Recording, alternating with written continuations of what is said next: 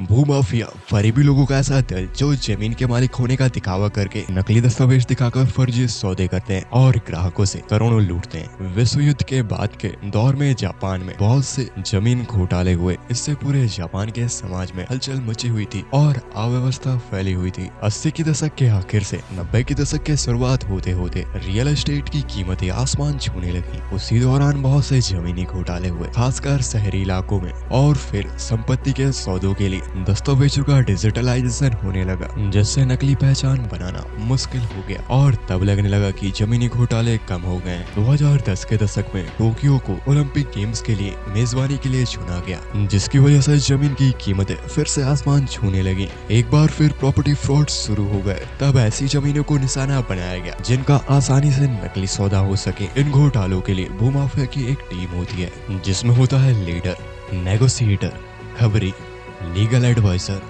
जाली दस्तावेज बनाने वाला और नकली मालिकों को तैयार करने वाला। ये फ्रॉड विकसित टेक्नोलॉजी की मदद से घोटालों को अंजाम देते हैं।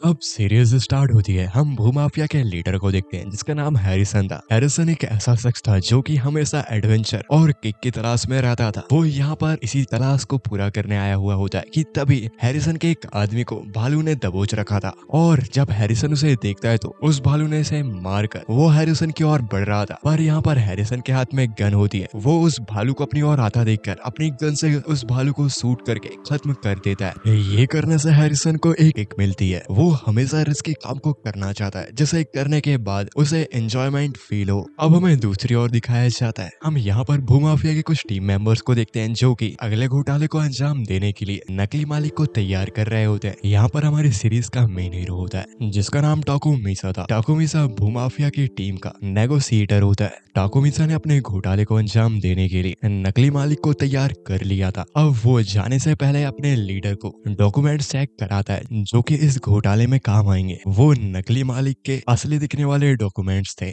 यहाँ पर जब लीडर उन्हें चेक करता है तो टाकुमिसी ने उन्हें इतना सटीक बनाया था कि उनमें एक भी गलती दिखाई नहीं दे रही थी। टाकुमिसी ने हाथ में सॉल्यूशन लगाया हुआ होता है उन डॉक्यूमेंट्स को पकड़ते समय, ताकि उन डॉक्यूमेंट्स में निशान तो हों पर वो नकली हों। और यहाँ पर हैरिसन टाकुमिसान को जाते वक्त कुछ चीज देता है। अब यहाँ पर हम टाकुमिसान और उसके टीम्स को देखते हैं, जो कि उस नकली मालिक को लेकर जमीन के सौदे के लिए एक मीटिंग में मौजूद थे, जहाँ पर इनके सामने माइक होम्स की कंपनी होती है, जो कि इनसे ये डील कर रही थी। अब बायर और सेलर आमने सामने बैठे थे। और भूमाफिया की टीम इतने आगे तक कैसे पहुंची, आओ देखते हैं। इस सौदे में बिकने वाली प्रॉपर्टी 54 साल पुराना मकान है। घर के मालिक केमिसुकी किमासाकी कई साल से इस घर में अकेले ही रहते थे, पर अपने कैंसर के चलते उन्हें हॉस्पिटल के चक्कर काटने पड़े और फिर उन्हें आदामी के एक केयर सेंटर में शिफ्ट कर दिया गया। इस जमीन की जानकारी इनके खबरी ने दी थी। वो खबरी जो जमीन की जानकारी इकट्ठा करता है। यहाँ पर ये लोग उसी प्रॉपर्टी के पास थे। टाकुमिसी और हैरिसन को वो खबरी उस प्रॉपर्टी को दिखा रहा होता है, और वो खबरी इन लोगों को उस प्रॉपर्टी के बारे में इन्फॉर्मेशन दे रहा था, क्योंकि इस प्रॉपर्टी का मालिक बीमार था और न ही उसके कोई रिश्तेदार थे। तो ये प्रॉपर्टी हैरिसन को पसंद आती है, क्योंकि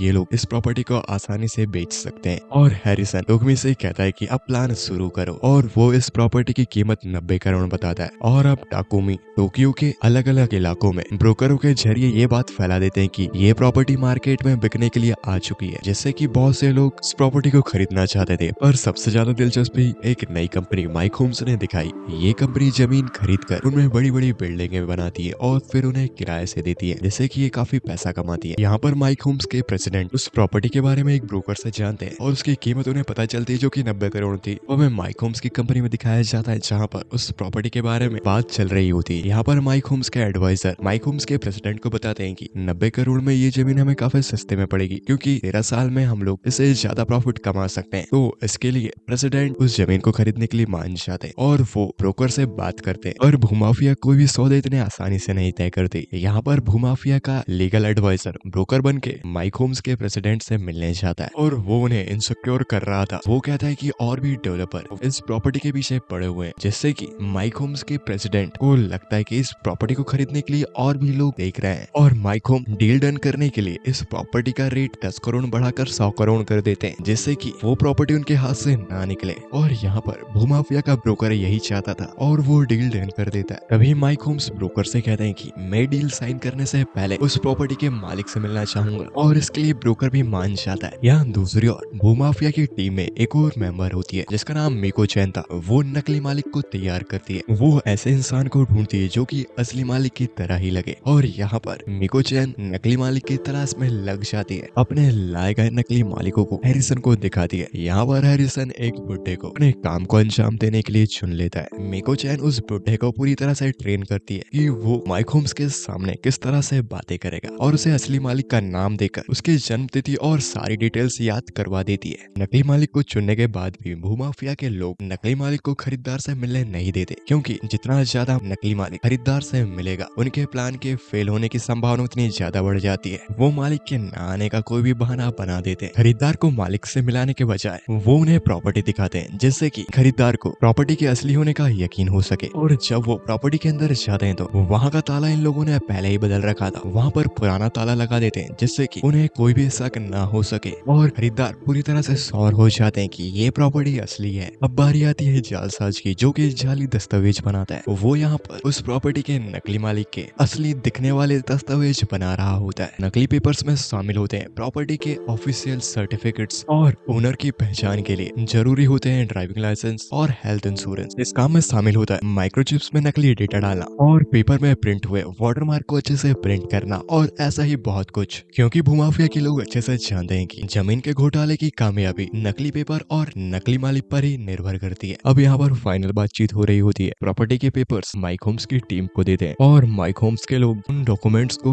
वेरीफाई कर रहे थे, और वो लोग उस प्रॉपर्टी के नकली मालिक से पूछताछ कर रहे होते हैं। पूछताछ के दौरान वो उस प्रॉपर्टी के नकली मालिक से घर की पहचान करने के लिए पूछते हैं, जिसमें वो थोड़ा हिचकिचा रहा था, पर टाकोमिसी किसी तरह उसे प्रॉपर्टी की असली पिक्चर पहचानने में उसकी मदद करता है। पर जब माइक होम्स के लोग उस नकली मालिक से प्रॉपर्टी के आसपास के मार्केट्स के बारे में पूछते हैं तो वो इस बारे में नहीं जानता, और तभी अचानक उस बुड्ढे का पेशाब निकल जाता है, और वहाँ पर बात को संभालने के लिए टाकुमी उस बुड्ढे को वॉशरूम लेके जा रहा था। पर तभी अचानक आधी दूर जाते ही वो बुड्ढा सारा कुछ बोलने लगता है। वो वहाँ के मार्केट्स के नाम भी माइक होम्स के लोगों को बता देता है, और अब माइक होम्स के लोगों का मालिक को लेकर आइडेंटिटी वेरिफिकेशन सही साबित हो रहा था, इसलिए वो इस डील को पूरी करके पैसों का ट्रांजैक्शन कर देते हैं। यहाँ दूसरी ओर हम हैरिसन को देखते हैं, जो कि ट्रांजैक्शन हुए पैसों को किसी और देश में कन्वर्ट के लिए भेज देता है, मतलब कि वो उन पैसों को मैनेज कर रहा था। अब एक हफ्ते बाद हमें भूमाफिया की टीम को दिखाया जाता है, जो कि अपने प्लान की कामयाबी का जश्न मना रहे होते हैं। यहाँ पर भूमाफिया की टीम का लीगल एडवाइजर मिको चैन को बोलता है कि तुम्हारे नकली मालिक की ट्रेनिंग काफी नाजुक थी, हम पकड़े ही जाने वाले थे, पर पता नहीं कैसे उस प्रॉपर्टी के आसपास के मार्केट का नाम बताने लगा। वो टाकुमिसी से पूछते हैं कि ये सब तुमने कैसे किया। टाकुमिसी ने उसके पैंट पर पानी गिरा दिया था, और वॉशरूम ले जाने के बहाने हैरिसन के दिए हुए माइक्रो वायरलेस ईयरबड उसके कान पे लगा दिए थे, जिससे कि हैरिसन ने जो बोला वो उस बुड्ढे ने वहाँ पर बोल दिया, और हम वहाँ पे बच गए। हैरिसन इन्हें अपने अपने काम के लिए शाबाशी देता है, और इनके हिस्से का पैसा भी इन्हें दे देता है। यहाँ पर टाकुमिसी उन सबको बताता है कि कुछ ही दिनों में एप्लीकेशन रिजेक्ट हो जाएगा और माइक होम्स की टीम डूब जाएगी। यहाँ हैरिसन का छोटे छोटे फ्रॉड करके मन भर चुका होता है। अब वो कुछ बड़ा करना चाहता है, और वो अपने खबरी को कोई बड़ी प्रॉपर्टी ढूंढने के लिए कहता है। और यहाँ पर हैरिसन के खबरी के पास एक प्रॉपर्टी ऐसी होती है, ये लोग सब मिलकर उसे देखने चाहते हैं। वो प्रॉपर्टी किसी पुजारन के अंडर में थी। वो लगभग 1000 करोड़ जितनी महंगी प्रॉपर्टी थी। ये सब सुनकर वहाँ सारे लोग शौक हो जाते हैं। हैरिसन अब